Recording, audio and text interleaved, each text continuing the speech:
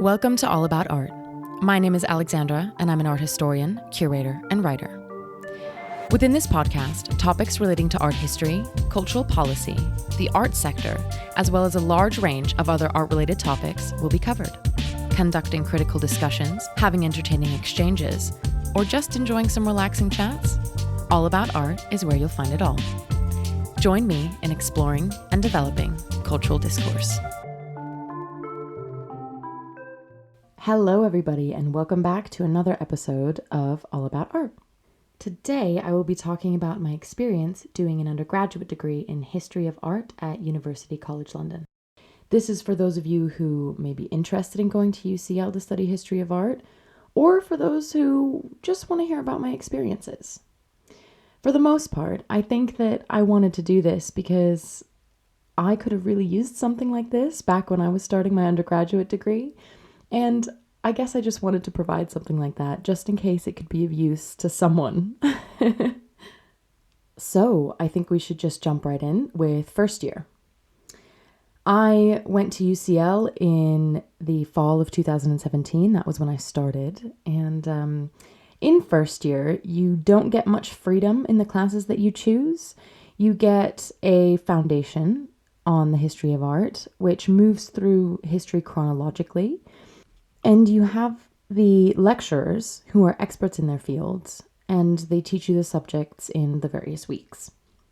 So we had classes called History of Art and its Objects and History of European Art, along with one class that you get to choose, which, if I recall correctly, it was the thematic class. And I chose one called Early Modern Bodies, which looked at art in the early modern, which is like the 16th and 17th century, and we looked at a lot of genre painting and a lot of Dutch painting, and it was very, very interesting. We also had to choose one subject outside of the History of Art department that we were going to do in second or third year, as well as the first year. And we had the choice of 4 different subjects. So I chose between history, anthropology, philosophy, and archaeology, and I chose archaeology. Honestly, I would have loved anthropology as well, but I do think it was good for me to try something completely different and explore a little bit more in my undergrad. I think that was also part of the reason why I chose to do it. I did Greek and Roman archaeology in my first year, which was really fun. In addition to all of that, we also had a foreign language. Now, I did my BA with single honors. You can also do it with double honors, either in History of Art and Philosophy or in History of Art and a Language. So these will differ from what I'm talking about. But for me, in my single honors degree, I had French as a foreign language and had it in my first and in my final year at UCL. In second year, you have a bit more choice in what classes you take, because although you still have to attend these foundation subjects, you can choose which ones you want to do to a certain extent. So I think, if I remember correctly, you have 3 different foundation classes and you choose 2 of the 3 that you would like to do. One compulsory course was called Image Object, and it was actually taught by a professor who was also a curator at the Tate Modern, which I thought was pretty cool. Another class was called Methodologies of Making, and it really helped me get an insight into the more physical side of the arts. And it also sparked my interest in technology, which then informed my choice for my dissertation topic. Along with that, you could then choose your other classes from a range of topics. And I had gone with a class that was called The Anti-Aesthetic, and another one called Questions of Feminism in Modern and Contemporary Art, which was really, really exciting for me because that was with Mignon Nixon, someone in the arts who I very much admire. I did not take French that year, but I did have archaeology. I did the archaeology of Mesoamerica, and I did Mayan archaeology, which was fun because they have this weekend workshop that goes on in the archaeology department, and I learned how to read hieroglyphics, which was awesome. It's not like I can remember anything anymore, but it was still really amazing at the time. Now, third year was a little bit of a different one because not only was my learning affected by strikes, which also affected my learning in my first year. I think I lost, maybe about a quarter of my lecture time due to industrial action in my first year. But this also happened in my final year as well. And on top of that, the coronavirus pandemic after March 2020. I'm laughing. It's kind of not funny, but it kind of is. Like, I'm just, ugh. I mean, I'm recording this during the coronavirus pandemic, so trying to smile. But I finished in June 2020, so the months between March and June were spent writing and attending online classes and doing exams from home. Content-wise, though, this year was probably the most fun because I got to choose all of my classes, and you also had the option of taking a class completely outside of the department. So for this class, the one that was completely outside of the History of Art department, I went for a beginner's management course because I wanted to see if I would be interested in an arts management as a master's. I then applied to King's Arts and Cultural Management and to Goldsmiths for Arts Administration and Cultural Policy, and I decided to go with the Goldsmiths MA because the management course, I mean, okay, let's be completely honest here. I had to write a business report on pret-a-manger. It wasn't that interesting for me. But I guess it was useful for me to get an idea of what that type of class is like before applying for my master's degrees. And I think it was just a useful little insight. But I'm going to be honest with everyone here. It was not interesting to write about a pret-a-manger. For those who don't know what a pret-a-manger is, it's a food and cafe chain in the UK.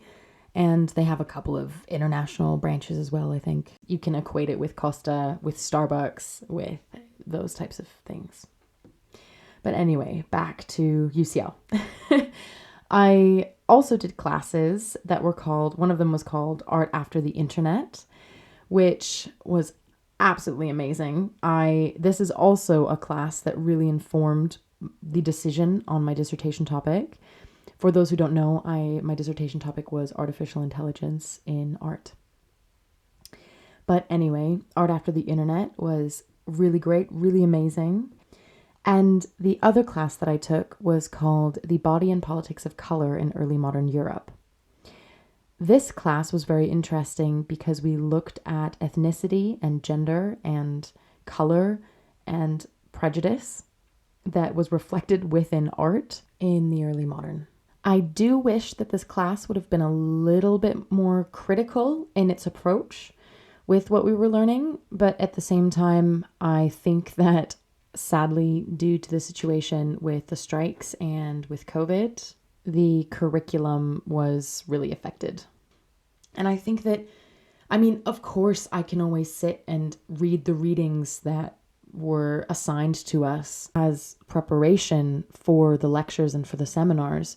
But at the same time, when you're busy writing a dissertation and when you're kind of distracted by the coronavirus pandemic and strikes and everything going on, I think you lose this motivation to go and teach yourself how to do things because you're going to university for a reason. And I completely understand and I completely support the industrial action that the university professors decided to undertake. And I think that our provost, who is no longer the provost of UCL, could have done a better job because my learning was very, very affected by everything that went on. And these professors were amazing.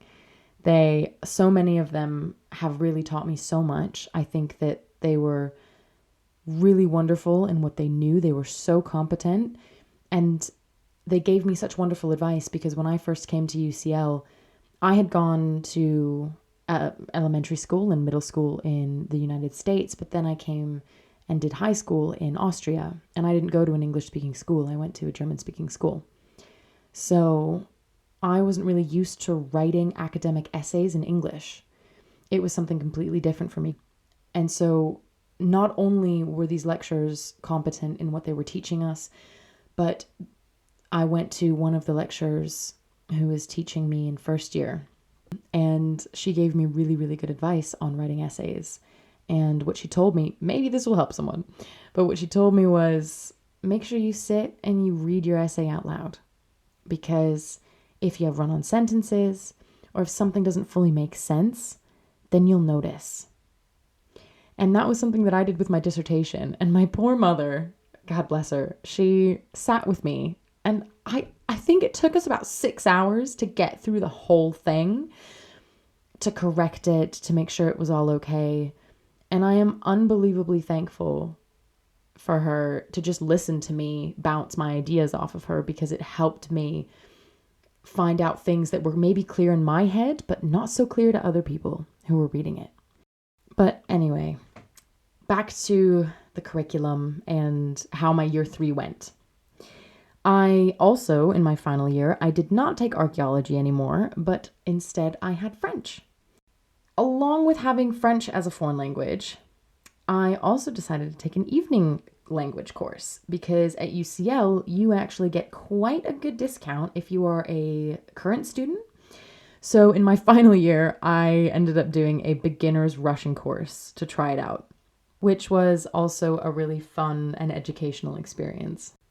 So now that we have gone through my experience in a more chronological way with first, second, and third year, I want to go over a couple of things that are just some tips or some extra things that I want to talk about when it comes to my university experience. So the first thing is societies. Many people will tell you to take part in a society from the very first year in order to meet people and have new experiences and really get that university experience. But I think, obviously, unless you are doing a year abroad and you're only at the university for a year, I didn't find it that important. But, maybe that's just a personal preference. I didn't really take part in any societies in my first year. I actually officially took part in a society in my final year at UCL. And I was president of the UCL Art Business Society. But before that, I never really took part in any societies. Although I did attend a lot of events in my second year put on by the Art History Society. I would probably, in hindsight, try to take part more if I could. But honestly, I was working part-time throughout my whole undergrad. And in first year, I just had to get my bearings, moving to a new city and going to university and just being kind of confused all the time.